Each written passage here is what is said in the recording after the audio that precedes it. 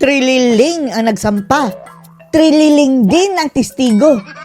Parehong mga maluluwang ang tornilyo sa ulo, mga kababayan. O yan talaga ang sinabi ni VP Inday dito sa kaso ni Tatay Digong sa ICC. Di ba sinampa ito ni Trililing? Tapos ang kanyang testigo, mga kababayan, si Las Cañas, na napatunayan na nagsinungaling sa korte. Kapag ito, mga kababayan, kakagatin pa ng ICC. Delikado na talaga. Baka mga Trililing na rin ang mga ICC ito, mga kababayan. Dito nga sasabi ni Sarah, mukhang may pitik siya sa ICC eh.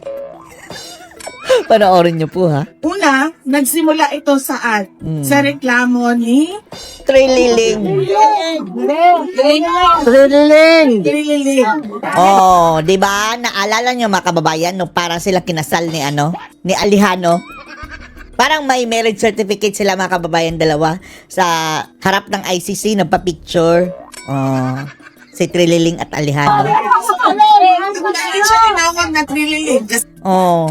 Wala ngang napanalong kaso yan si Trililing dito sa Pilipinas, mga kababayan, dahil bugok eh. Nag-iimbento na kung ano-ano, mga kababayan. Katulad na lang nung dokumento daw niya na Excel, mga kababayan, na malamang siya rin din ang nag-type, mga kababayan, na bank statement to ni Digong, na hindi naman galing sa bangko. Ganyan ang mga testigo nila, mga kababayan, mga animal. Kinagat ng ICC, mga leche. Kulang-kulang. Kulang-kulang. Sayang. Oh, may sayad. May sayad. Sa salita siya, nakita mo talaga, narinig mo. Narinig talaga. Parang aso. Oh, magsalita si Trililing. Salteg. Oh, may saltik. Saan niya Tama sa tuktok. pinase yung kanyang paghain at reklamo? Doon kay Las Cañas. Na Trililing din. Ay, naku, mga animal, mga kababayan. At kay Bato-bato. Tubato. Isa pang Trililing. O.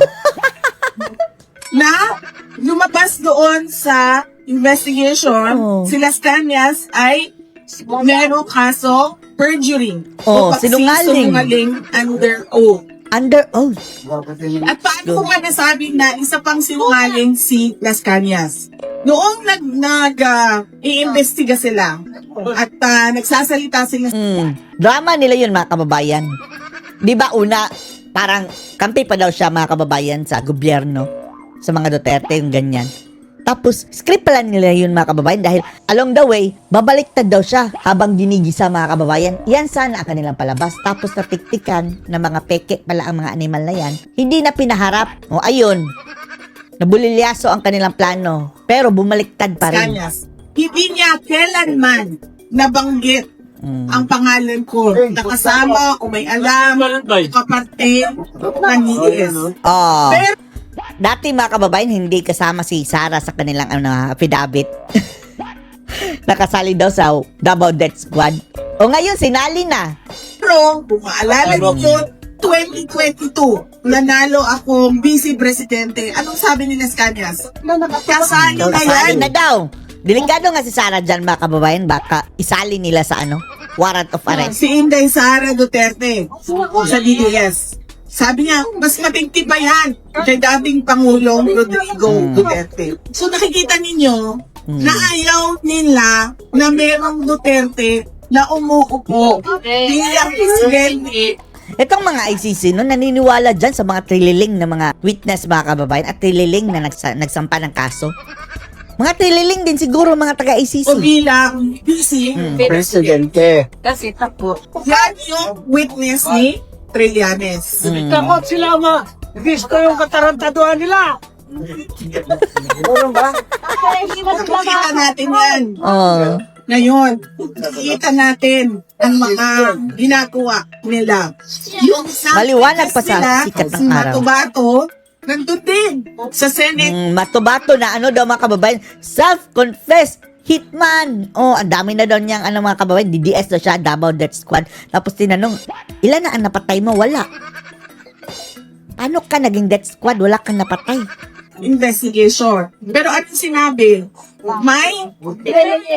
Meron din. Oh. Tapos ang kanilang reyna, si Saba. Ay nako, ewan lang din natin, mga kababayan, no? Trililing din ba itong si Saba, mga kababayan? Kasi pala, it takes one to know one. So kung trililing yung nagbayad ng kaso, ang witness niya ay may sayad din. Oh, may sayad. Oh. Saan nagsimula ang Nang tinanong siya kung ilan ang complaint? kahit isa. Sino ang, kinsa ni Segunda? Sino ang sumunod? Ang mainstream Media. Oh, nagsinungaling Ano mga sabi kababayan. nila? Grabe. 30,000 dead. Sina Maria Reza, o Rappler, ABS-CBN, lahat mga kababayan ng media. 20 to 30,000 napatay sa EJK.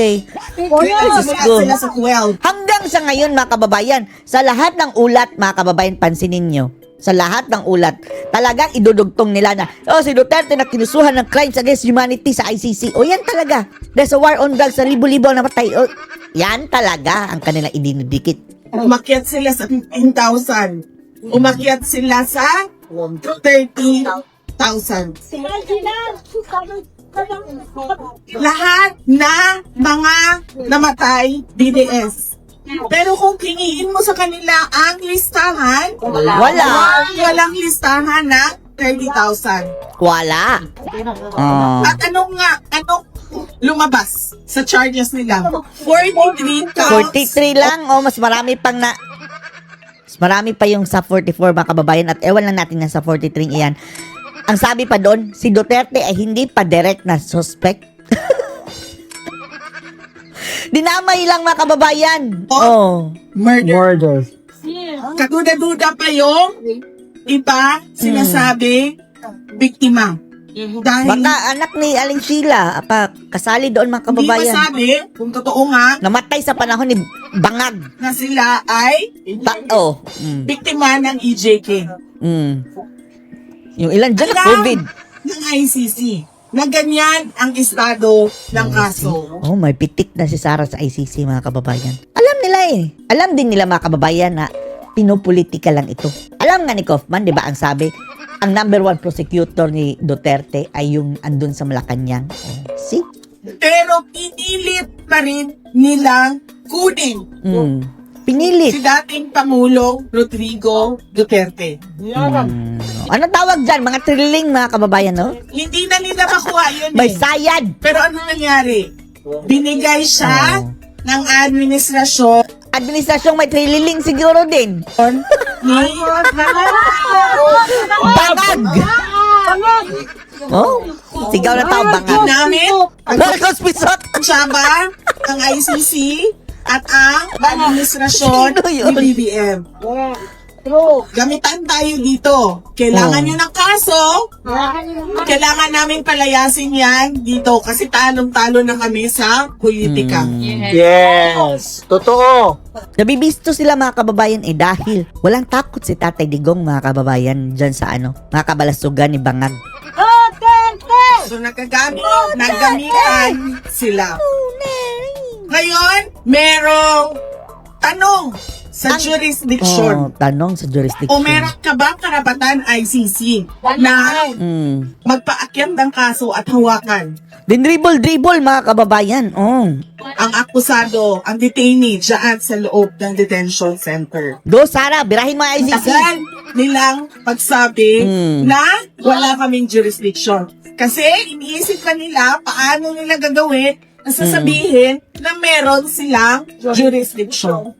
By the way mga kababayan, yung naunang ruling ng ICC na sinabi nila mayroon daw silang jurisdiction, ay hindi pa yun yung actual na argumento ng defense. Base lang yun mga kababayan sa actions ng Philippine government.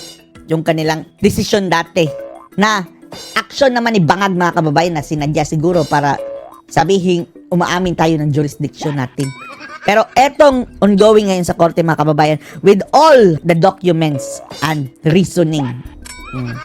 Tinagalan ng ICC mga kababayan na i-discuss at desisyonan. Nag-iisip pa sila ng paraan paano ba natin sasabihin Paano natin na ito pwede ilulusot? natin iakyat itong kaso na ito at mag-trial tayo. Oh, see? Parang may sabuatan no ng mga tililing Bangag at ICC mga kababayan. Merong question sa interim release. Pati Sinunod yan. ng mga abogado lahat ng mga nakalagay sa Rome Statute. At ang ICC mismo ang nagsabi mga kababayan, unqualified to apply for interim release.